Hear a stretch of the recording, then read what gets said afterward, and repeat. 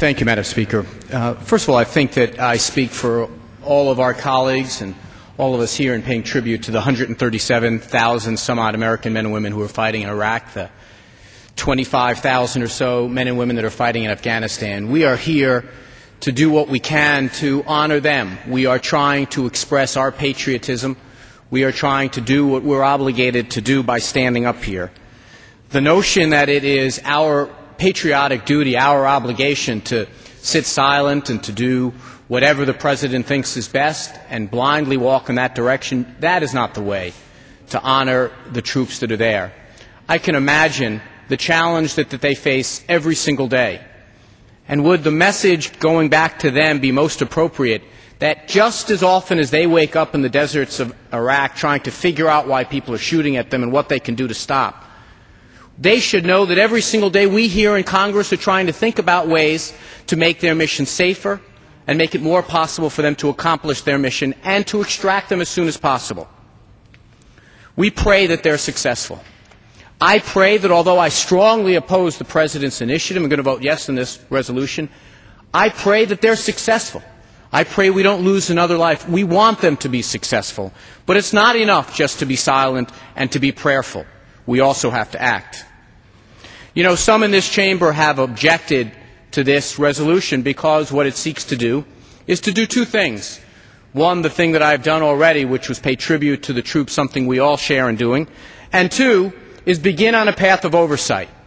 It is not surprising at all to hear my friends on the other side of the aisle have such a difficult concept with this idea of doing oversight over something the President proposes. They've done no oversight over how the money's been spent over there, and so as a result, we found out in the first month of the Democratic Congress that a $12 billion pallet of currency was delivered to Iraq and promptly disappeared. We had hearings last week that showed that even Mr. Bremer and officials on the ground from the administration have no idea where $12 billion disappeared to. So it's not surprising that my Republic friends have a difficult time figuring out what it is we're doing here. We're doing oversight, and we're going to do more of it. We're going to do oversight over the equipment that the troops had. This weekend, there were stories coming out of Iraq that Iranian-built armor-piercing projectiles were being used in roadside bombs. It reminded us again that the troops had been sent there without sufficient hardware, without sufficient protective gear, without sufficient armor-plated vehicles to be able to do their job. We're going to do oversight on that as well. And I have to say that as part of the oversight that we're doing today, we're doing oversight on how the troops are being used. And let us not kid ourselves. The troops have done a remarkable job. They've done just about every single thing we've asked. They brought down a dictator. They set up a trial. They allowed a government to be stood up. They built roads and bridges. They've done an extraordinary job, and we in this House support them in that work. But now what is their mission? Their mission is essentially to stand in the middle of a shooting match of the worst order. It is not over a patch of land. It is not a shooting match over what a border is going to be. It's not a shooting match even over oil.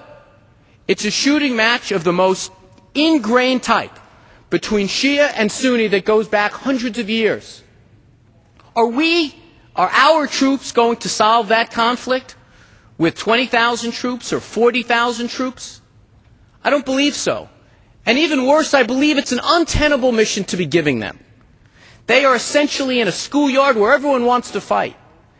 And I have to say to my friends on the other side of the aisle, over and over and over again today, I have heard this dynamic being described, that if we were to leave or to support this resolution, we would let down our allies, we would embolden our enemies, and we would betray the Iraqi people. In fact, this policy does all of those things. Let's look at it. What does this policy say to our allies? Well, it says to our allies in Afghanistan, we are not going to devote the resources there necessary for you to do the job. This isn't an abstract notion. You can watch it happen every single day. So long as we have 140,000 troops or 130,000 troops in this shooting match largely in Baghdad, we are watching as Afghanistan slips further and further back into the hands of the Taliban. We've heard, for example, from our so-called ally, the Saudis. And what have they said? They've been most telling. They said recently, well, to you, the citizens of the United States, if you pull your troops out, we're going to be forced to put resources in to support our Sunni brethren. Well, may I have further time?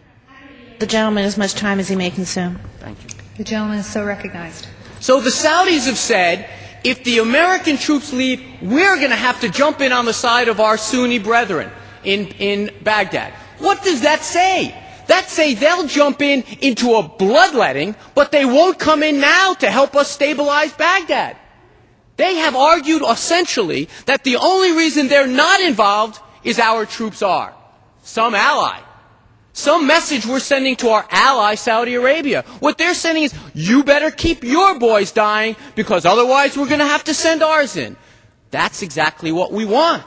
We want them to send their resources in. We want them to take ownership of this. And the same is true for Egypt and other allies in the region. They have said to us, oh, you better keep doing what you're doing, Mr. President. We're getting exactly the wrong message. And I've also heard my colleagues speak frequently today about our enemies. Well, it seems like just about anything Democrats propose is emboldening our enemies. Well, let's take a closer look at this. Is Iran truly upset about what's going on in Iraq? Are the Iranians truly wringing their hands every day saying, boy, oh boy, I hope the United States doesn't pull out of there? No.